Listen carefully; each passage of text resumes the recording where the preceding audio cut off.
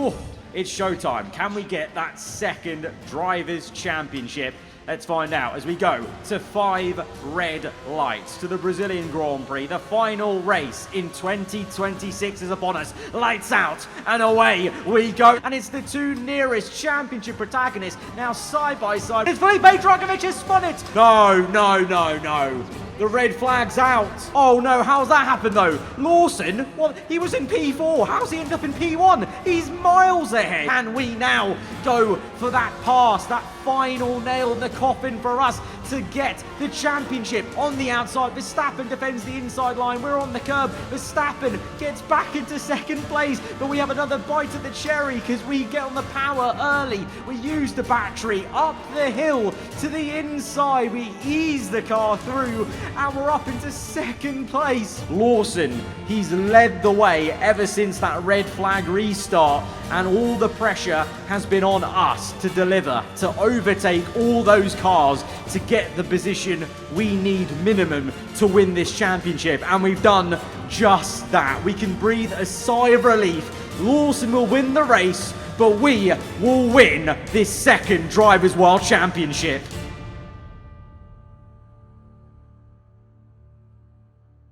Yep, it's been a few days since the pre-season video dropped and it's now 2024, but in-game we are ready for a new season of F1 23 My Team Career Mode, and in the game it is Season 5, it is 2027 in the game timeline. We're still partnering with Lamborghini for this season, but we've got a brand new teammate and there's been a whole raft of big driver transfers, in some cases quite shocking ones, so if you didn't check out the pre-season video, definitely go check that out to get all the context of the different storylines going on between all these different teams and why certain drivers have moved certain places. Of course, we've had a chassis regulation change, so in terms of the R&D, that has also changed. If you watch the pre-season video, you'll know there's been quite an upset, quite a surprising shift in the pecking order over the winter from Season 4 into Season 5, and it's going to be a very new and different looking Formula 1 to the one we've been used to, not just last season but all the previous seasons, because previously it's been all kind of Red Bull, McLaren right up there, obviously ourselves trying to challenge, but looks like we've got some new competitors throwing their hat into the ring in the form of Aston Martin, maybe Alfa Romeo, Haas, and maybe even one of the latest manufacturers in Formula 1, Audi, and of course we're hoping ourselves at AAR Lamborghini. Just as a reminder, as we showed you in the pre-season video, this is what our custom calendar is looking like. 16 rounds ahead of us, beginning here down under for the Australian Grand Prix, and as ever in Formula 1, everything gets reset to 0 and we go again, but we enter this season now as the reigning Drivers' World Champion, and we are the reigning Constructors Champions, but with that maybe comes with some more added pressure, and as Toto Wolff has said in the past, you have a target on your back and everyone is gunning for you, and basing off that R&D chart, it really might be everyone is gunning for us because the field spread's pretty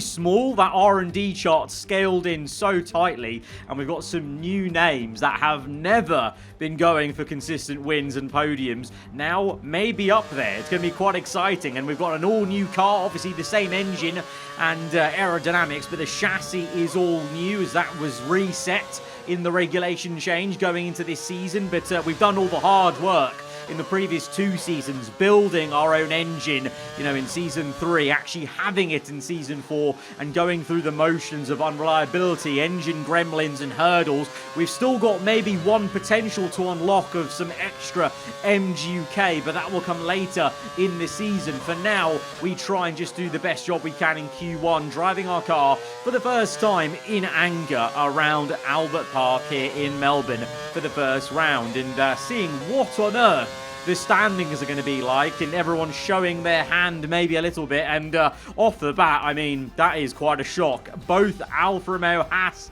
cars locking out a 1-2 in Q1 and getting through in the second part of qualifying, and we've got some shock exits in Q1. Mainly, it's going to be Mick Schumacher, the man who is the more consistent driver for Ferrari last season. He's knocked out, along with George Russell for Mercedes, really showing that, Leclerc jumping ship ship from Mercedes, going to Aston Martin this season. He's up there in P7. His old teammate from Mercedes last year is knocked out. So he really did know something bad was on the way for Mercedes, or at least knew something good was on the way for Repsol, Aston Martin, Honda as we go into Q2. And, you know, it's going to take some time to get used to a Haas consistently maybe being in the top 10. I know we've had it in previous F1 games, but so far here on F1 23, we have not been used to Haas cars being Q3. Even the Aston Martins and the Audi, a new team in Formula 1, you know, they started to crop up a few times last season, but very much so they're here and here to stay, because in Q2, we make it through into the top 10 shootout, along with our new teammate, Théo Pourchaire. Both Audis are through, both Aston Martins. Unfortunately, only one Haas can feature. Of course, it's going to be the higher rated Felipe Drugovich. And look at that at the top, though, to be fair. I didn't even notice that. Max Verstappen has pulled out a blinder. So whilst Mick Schumacher's knocked out in Q1, Verstappen pulling out a worldly effort to show that Ferrari, even though technically on paper they may be down the order, maybe there's actually some pace in that car, and maybe it's Verstappen's year finally, and he's gotten used to the prancing horse. We've only got one McLaren and one Red Bull featuring in the top 10. Times have truly changed in Formula 1. The pecking order is all different, and we've got some rather large different car brands in for the fight for pole position. But off the bat, first time on the board, and we are 0.009 slower than our more junior teammate Théo Pourchaire, who's taking to this Lamborghini, I must say, very well. He's probably one of the biggest drivers in form right now. He's come into this season with 99 focus, so that means he's going to maximize his potential. Obviously, he's already been a podium sitter with Audi, you know, in the last couple of races for him last season, and at the moment, well, he's provisional pole, and he goes even quicker.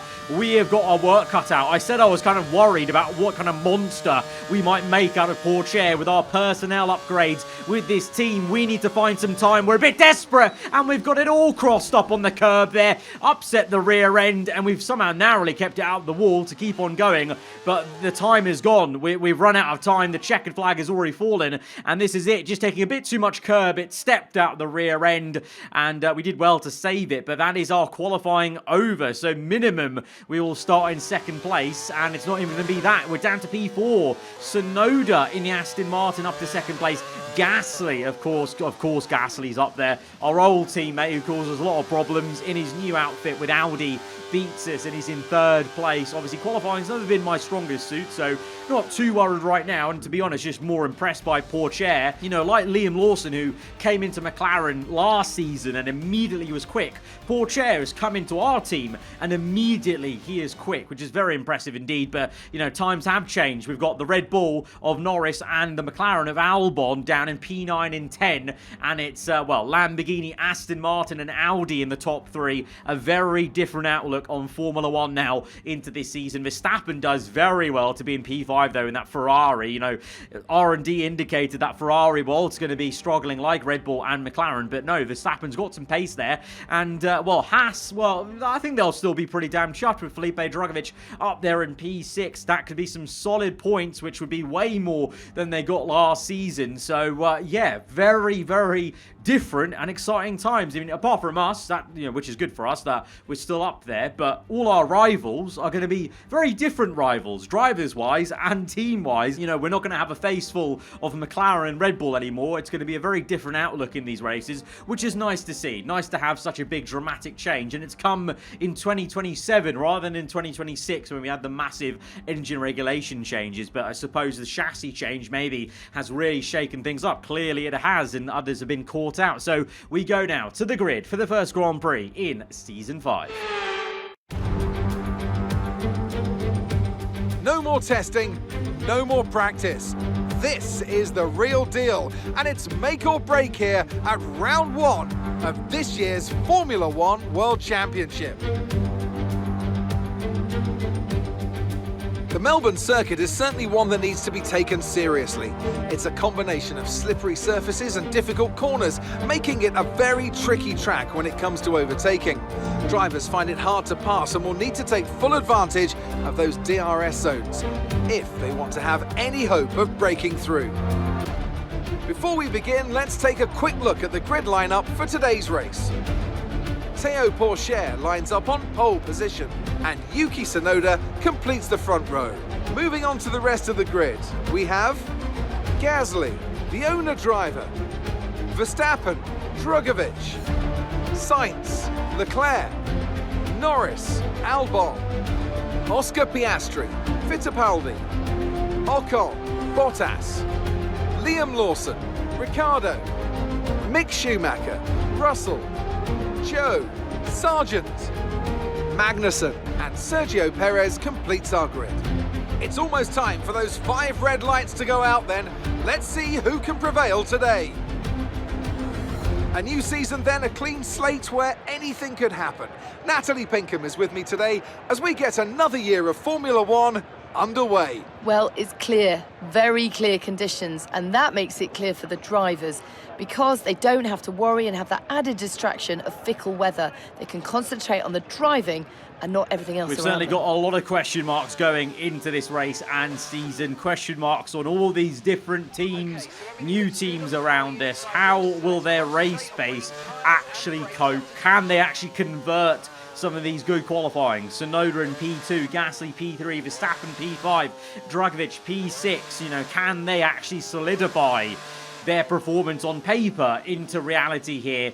And for us, well, as the reigning world champion, being beaten by a brand new teammate straight off the bat in qualifying, can we come back through in the race to try and challenge him and upset him from pole position? We've got a dry race at the start here, but there is forecast for some rain at the end. So this very much could be a topsy-turvy first race here in Season 5. As we go to 5 red lights, and all the waiting and wandering is over as we're underway for another season of Formula One. Pourchaire off pole position, a little bit slow. Tsunoda with a good start. We've not had the best effort. We're going to the left-hand side, trying to switch it round the outside of Pierre Gasly. Pourchaire strong into turn 1 and has maintained first place. We're trying our best to get third place off Pierre Gasly, but the Audi is going to cut across us and block us off, and we're going to have to settle for P4 where we qualified. It all stays the same. Pourchaire from Tsunoda, Gasly, myself, Verstappen and Drugovich, and quite surprised actually there's not been any sort of chaos into turn 1. It's a very tight entry, and with the cars all so close together in terms of performance, you feel like there might be some contact and some chaos, but it's been a very clean lap 1 here for the Australian Grand Prix, and so far our new French teammate Pourchaire is soaking up the pressure and doing so well in P1. Tsunoda P2 on the back of him though already, so putting the pressure. And speaking about putting pressure on, the other Aston Martin, Charles Leclerc, the more senior man, the more highly rated driver in that Aston Martin team, you feel. Leclerc makes an overtake. He's up into P6. He's overtaken Drugovich early and needs to settle in. Clearly maybe not as comfortable with his Aston Martin as Tsunoda is, as Tsunoda has been there for a whole season before him. So you've got to cut Leclerc some slack, and a lot of Leclerc fans will be hoping that he can settle in quickly and use what is the best car on paper on this grid right now in terms of the R&D chart to good use this season. And now lap 3 now, the man from Monaco is closing up to Verstappen, driving for his old team Ferrari. He pulls out to the outside. Verstappen goes defensive. Leclerc is actually heating up in this race, and as the laps go on, is he just going to get quicker and quicker in his green machine as he goes for the move? And he's done it. He's overtaken Verstappen and he's up into P5. So far he's the only man really making moves in this race early on before DRS is activated. Leclerc up into the top 5. So if he actually qualified a lot better, he might even be in the lead at this point in the race, but he started from so far back, he needs to make up places, as do we, from P4 to P3 on the outside. Bit of a pinch on Pierre Gasly for old time's sake, and we're up into third place. Now we look behind us. Where is Gasly going? He goes to the left. We block it off on the racing line, and we're going to defend that third place. Meanwhile, our teammate is feeling the same sort of pressure from Tsunoda behind. Gasly going for a little look to the inside, but it just never was there for him, and he gets squeezed out, so much so that now Leclerc may even try something on him, as he has to go a little bit defensive and just about gets ahead of the Aston Martin. Behind Verstappen then is Drugovich, Norris, Fittipaldi, Sainz in P10, and the two McLarens down in P11 and 12. Piastri and Albon, what a far cry from all the previous consistent seasons McLaren have had, and also Mercedes as well. They've have just been they've been nowhere this entire game in P13 and 14, that is. And Liam Lawson, obviously our rival in the championship last season, down in P16, not having the best first race for Red Bull, Ford, and Schumacher. I mean, he was the star for Ferrari last season, and he's having an awful first race down in P18, whilst we see the two Andretti Cadillac cars fighting each other. It's teammate battles between Perez and Logan Sargent, and Sargent gets the better of Checo in blue this season. Andretti are, compared to their striking yellow and red livery from the previous season. But yeah, Felipe Drugovich has overtaken Verstappen, is that? Yeah, he has. Drugovich is ahead of the Ferrari. The Alfa Romeo Haas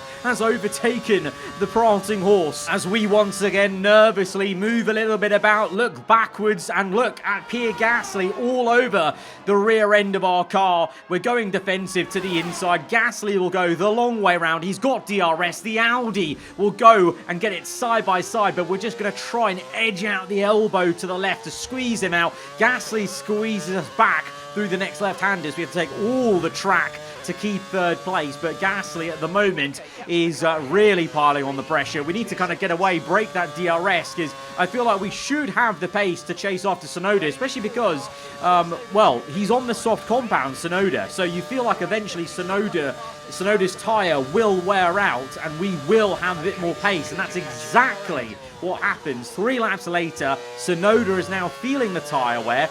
I'm still 1 second, within Gasly, but all of us have closed up to Tsunoda, just showing how poor that soft compound is, basically. And now, at the midway point of lap 8, with DRS aided, we can overtake the Japanese driver on the outside and make it a 1-2 for this team. Porsche 3.5 seconds ahead.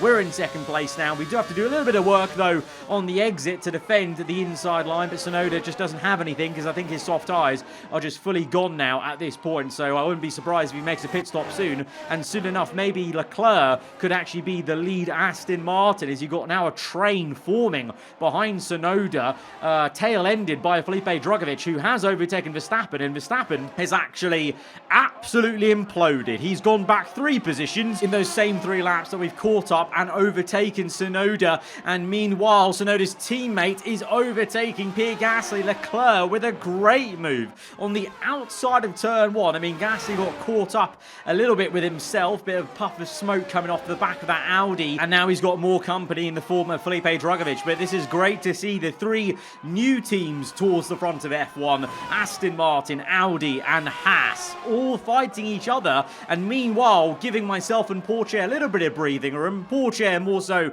than me, because you can see Tsunoda isn't actually giving me any room to breathe. He's still making me defend and keep my wits about me, but we are going to easily maintain second place there. Like Gasly before, he didn't really have the run on me to really get down the inside, so it's an easy pinch to keep second place. But look at the fighting going on here, as we've got Drugovich now fighting against Lando Norris and Fittipaldi. They're both caught up to each other because Leclerc has made a mistake. Leclerc's locked up into turn 1 and lost the position to Gasly, and that's bunched them all up. So you've now got maybe at least one of the familiar teams, Red Bull, in the form of Lando Norris, maybe in the mixer for that fighting. But whilst that's all going on, we're going to pit in on lap 10, because I reckon my mediums, they're a bit second-hand. They feel okay, but I think we're going to have more pace on the hard compound tyre. I'm very surprised Tsunoda has not come in yet, and you guys know how poor the medium tyre is on the My Team car. So we're coming in and we're going for that usual hard tyre that is just like a hack at this point on this game, with how good it is and consistent it is for us and for me as a driver. So we're out on cold hards. P15, a little bit of space, but also some cars to overtake potentially, so we need to try and slice through them as quickly as we can. That's going to be maybe a little bit tricky though, because Bottas and Ocon are fighting each other. The Mercedes on the inside, the Alpine overtakes the Flying Finn, and we can't get past Russell straight away, but we'll dive it down the inside. Bit of a desperate move at the second last corner, but we need to use this tyre to good use, and to do so we need to get into that clean air that is ahead of Esteban Ocon. So we've overtaken Russell then through the final 2 corners. We'll close up to Bottas with a bit of DRS very quick into turn 1, but the amount of tyre grip we've got, we can just slow it down no matter how late we're braking into these corners. And so we go again with late on the brakes, and we're up into P13 easily. And now we set our sights on Ocon, but then look ahead to Lawson. There's a good nearly 5-second gap of clean air there that we can absolutely use to try and get this undercut working. It's lap 12, so it's been 2 laps, and we've still not seen people in from softs or mediums, which I'm very surprised at. I know we've all got tyre upgrades on the car, and so the tyre wear is a bit better, but I'm very surprised no one's come in, because the undercut's just so good on this game. And also with the added chance of rain maybe later in the race, you may as well pit earlier and use the second tyre, the dry tyre, to good use before the rain comes, which I feel like it is, because it's already a bit overcast, as we go ahead and re-overtake Tsunoda, who is now nearly 5 seconds behind us. So we've gapped Tsunoda. He was underneath our rear wing coming into the pits, and now we're 5 seconds ahead of him. So we've got 5 seconds of an undercut. So I think, you know what? If nothing goes wrong for us as we overtake Albon in the McLaren, who's yet to pit, I reckon we might be into first place here, because Pourchaire was just under 5 seconds to us. And like we did a few times last season, we pit early and we're overtaking cars that have yet to even pit in this race, which is pretty awful for them. You know, we've closed up a whole pit stop back to them, and I know we're a bit further ahead, but it's still very, very impressive as Pourchaire continues on. Lap 15 on those mediums. You know, I know they're not softs, but still, you know, especially with our My Team car, I just don't think it's the vibe going on that long. Leclerc goes into second place. He's still going along with Fittipaldi and Lando Norris. And then there we are, up into P5 then. Gasly finally pit, and he's going to be down the order. Tsunoda up to P6, but he's 5.7 behind me. So we've gained so much there. And like I said, Pourchaire was what? 4.7 ahead of me initially. And there you go now, lap 16. We're into first place. Pourchaire comes out in second. It's a massive undercut for us, and we're now into first place, and we can try and control this race. But it's still a 1-2 for the team, which is really great to see. Tsunoda third place, Gasly P4, Drugovich up into P5, Carlos Sainz P6. I don't think he's pit yet though. Leclerc P7, Norris, Fittipaldi and Piastri going down the order, as I think he makes his pit stop finally, and Fittipaldi ahead of Verstappen, very impressive. And Lawson though, maybe coming back in this race a little bit. Oh, Piastri's got no front wing though. Piastri, I thought he was going down the order because of a pit stop. No, it was because he's got no front wing. It must be. It must be. Oh dear. Piastri, the Season 3 world champion in this series. It's not going well for him. And it's because of this. Into turn 1. Oh, that's awkward. That's awkward. Piastri has crashed into his old teammate Lando Norris in the Red Bull. And that is why he is, well, looking like he's out of the Grand Prix. Not only the front wing off, it looked like he was pulling up to DNF out of this race. So that's a massive shame for him. And so McLaren's day goes from bad to worse. And on lap 18, 11 laps to go in this race, Pourchaire with the fresher hard tyres has closed up. But the problem is not actually that, it's the rain. It's starting to come down, and I've always maintained the AI are very good in these changeable conditions. They just don't feel the damp track as much as you do. And Pourchaire, coupled with the fresher tyres, which you got to give it to him, I think he's got like 6 laps fresher hard tyres, he's now having a go at us. So we may have got the undercut, but Pourchaire may just have the last laugh. Our new teammate is going round the outside. Can we defend and come back at him? We're going to try our best to hang it round the outside. We've still got the left-hand side of the car within the confines of the track limits, and we're able to re-overtake him. But for how much longer can we keep him at bay? Because the rain still keeps on coming down, and Pourchaire continues to apply pressure. We go defensive, but we've locked up. We've gone deep. Pourchaire tries this switchback from left to right, but can't quite get it. But into this last sector, we're already pretty weak in this sector anyway in the dry, let alone in the damp conditions where we're losing the back end and we're sliding all over the shop. And Pourchaire has managed to wrestle his car up into first place. I'm now trying to get some slipstream off him and trying to defend Tsunoda whilst maintaining second place. But into turn 1, we're so slow on the entry, little bit of a flick and a twitch, and Tsunoda has got us. And that is just mistakes from me in these damp conditions. You know, into turn 1, couldn't brake as late as I wanted to because Pourchaire was there. That's fine, but then that twitch completely did it for us, and Tsunoda just got on power so much better, and so we're down to P3. So first to third, not a great sequence of laps for me, I must admit, but these conditions are tricky. You know, it's tough. You know, sometimes maybe myself and other creators make it look easy, but it is tough. Mistakes can happen, and it has happened for me there. And we're down to P3, coupled in obviously the 6 laps older tyres. That will be a factor. That will definitely mean I can navigate this circuit a little bit worse for wear than the rest of them on fresher hard tyres, as we see this ding-dong scrap going on between Leclerc and Lando Norris. The Aston Martin pulls out to the left. The Red Bull Ford defends the inside, but Leclerc sails around the outside. He's loving that move. It's not the first time he's done that, and he's done that in damp conditions, and he's up into P6. Fair play to him. And now the Red Bull is under pressure from Fittipaldi. The Haas is trying to get the Red Bull Ford. Things have really changed in Formula 1. Last season, you never would have imagined a Haas attacking the Red Bull, but there you go. Fittipaldi putting on the pressure in P8. Drogovic is the top 5, so very, very good stuff. But lap 21, 8 laps to go in this race, and as the rain continues to fall, I'm thinking it's time for intermediate and into turn 1. Oh, it's a huge error, and it's absolutely time for intermediates in my opinion now, as we lock up. I think we dip the tyre into the grass, but also the water there not helping as the tyres just lock and aquaplane a little bit, and we go straight on across the gravel. Thankfully, no harm done in terms of any damage, but we lost some time, and so I think it's time for intermediates. I think the track is getting damper and damper, and it's going to be wet eventually, and I think now, if we go early enough, we can really benefit. You know, we've done that before. Remember Austria last season was the biggest example of you have to be on the right tire at the right time, and for me personally, with 5 laps still to go in this race, I think surely at the rate it's raining, it's going to be Inters by the end of this, and we can really capitalise and try and maybe re-overtake Tsunoda and Pourchaire. They continue to go on the drives for too long. Meanwhile, it's an unfortunate day in the office for Logan Sargent, who parks up his Andretti car and is going to DNF out of this race. But lap 24, they're still going. Pourchaire still leads from Tsunoda.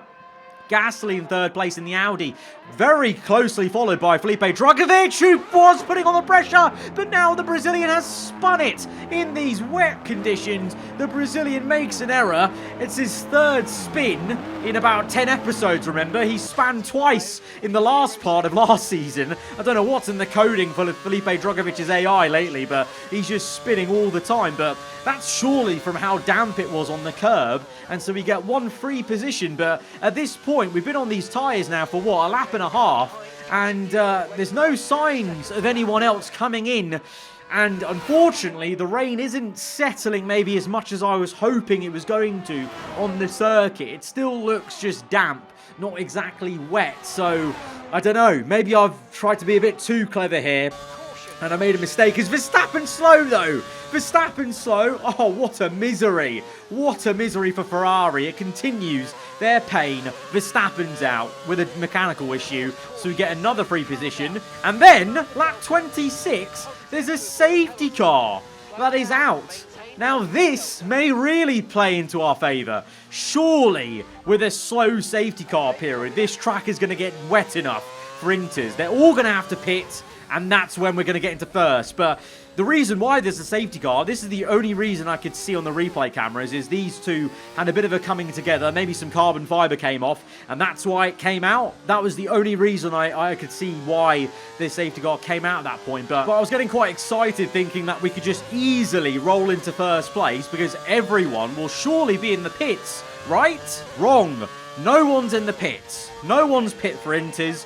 I'm still the only one on Inters. And now, the safety car is coming in. Do you see the safety car? Has it even caught up to the leader? We're not even anywhere near the pack. What is going on in this race right now? I think this race has just become very broken, because also I'm not limited to my speed, and I can actually edge towards Lawson. Usually this would be an illegal overtake, but the game allows me to overtake Lawson. The safety car's broken right now because it's coming way too early, it's not bunched up the pack, and it's not limiting our speed on the yellow flags. There's not even yellow flags. Technically, I'm actually doing nothing illegal because there are no yellow flags right now. Just a safety car message. So we overtake Leclerc, Norris, Lawson, Fittipaldi. We're up to P4. We go on to lap 28, the second last lap of the Grand Prix. We've got amazing overspeed on Gasly. Perez is lapped, and we almost hit the back of the Andretti of Sergio Perez, so we have to have a bit of deja vu and cut across the gravel, but we've overtaken Gasly fair and square even before that off into turn 1. And somehow we're now in P3, and Leclerc, well, he got held up by Perez so much that, bless him, he lost like 2 positions there, and he's now down to P6. But what is going on in this race? What an amazing return to F1 23. A brand new year, and it's still the same broken game, because that safety car period was so broken. 1, the safety car wasn't out long enough. 2, didn't bunch us up. 3, didn't limit us to speed, so I could actually go quicker than you're meant to under the safety car. And then 4, the yellow flags weren't out. So, you know, when you look around the circuit, the yellow flags weren't actually flashing. So that's why all my overtakes weren't illegal, because the yellow flag wasn't out. So very, very strange end to this race, I must say. Not an ideal way to end the first race of a brand new season, but to be honest, this is in keeping with the absolute madness that is F1 and the FIA. And I'm sure there'll be people saying it was a bit unfair of me to overtake all those cars, but obviously in the moment, I was just trying to test out what on earth was going on, because I was very puzzled why I could catch up to Lawson so quickly. I was very puzzled at why the safety car was even coming in so early. So if you think about it, all we've done is we've recovered the positions that we lost pitting for the intermediates. That never actually worked because, again, as we've had before in this game, for some reason, the rain, look how wet it looks. You can't tell me this is a dry period and somehow all of these guys are fine on the slick tyres. So a very weird ending to this race, but, you know, that's in keeping with Formula 1. It still doesn't take away from the fact that Teo Porcher's had a blinder as our new teammate. He's soaked up the pressure. He's fair and square overtaken me in difficult, challenging conditions, and he's held it through, even with a glitch safety car period, to go and win this Australian Grand Prix. Teo Porcher wins in Formula 1 for the first time, and it's for our team, AAR Lamborghini Sonoda, with a brilliant second place. We're in third, and the landscape of Formula 1 is certainly changed for this season. Aston Martin, Haas, and Audi, and Lamborghini, the quickest 4 teams. Unbelievable. This is going to be a very, very different Season 5. We've witnessed some great battles on the streets of Melbourne today then, and they've taken a fantastic win. So Natalie, what do you think helped them deliver this result? Well, confidence breeds confidence. Success breeds success. They are very much enjoying a purple patch right now. Welcome then to the podium, our top 3 drivers. What a great effort from them today in a very difficult race. What a win for the Frenchman. I'm sure a lot of you are going to be very, very happy and feel vindicated by your suggestion that we should be signing Teo Porcher, because he's only gone and won his first race for us. A little bit maybe scary in a way. Like I said, the machine we have built as a teammate, but I'm relishing that challenge of trying to buck up a little bit, try and get that speed and not buckle under pressure and make my own mistakes to try and beat him fair and square, and obviously have a good fight, hopefully, and hopefully it's going to be a respectful one, unlike the one that ended up with Pierre Gasly. And I'm just happy to see, you know, the likes of Sonoda up there in the Aston Martin. It's just amazing to see Aston, Haas, and Audi genuinely quick, like the R&D chart suggested. So we really do have a very different fight on our hands here in Formula 1. Obviously, the ending was a little bit unfortunate. Apologies for, you know, how that ended with the safety car being a bit broken. And, you know, maybe in hindsight, I should have just stayed behind where I was. But, you know, when you're playing the game, you just want to drive as quick as you can. And I was just so confused at what was going on with the safety car period. So I just kept going to see what would happen, basically. What happened was just the safety car just broke. Yeah, very, very odd, but obviously in keeping with the chaos that is Formula 1. You know, just imagine that was some sort of, you know, absolute cluster that the FI is concocted up, and it'll seem quite realistic in the end, actually. So, guys, if you have enjoyed that race, nonetheless, the beginning of Season 5, our first video here in 2024, then be sure to hit that like button. Let me know what you thought in the comments below. If you're around here, then do get subscribed for weekly Formula 1 content. I'll see you guys next time. Goodbye.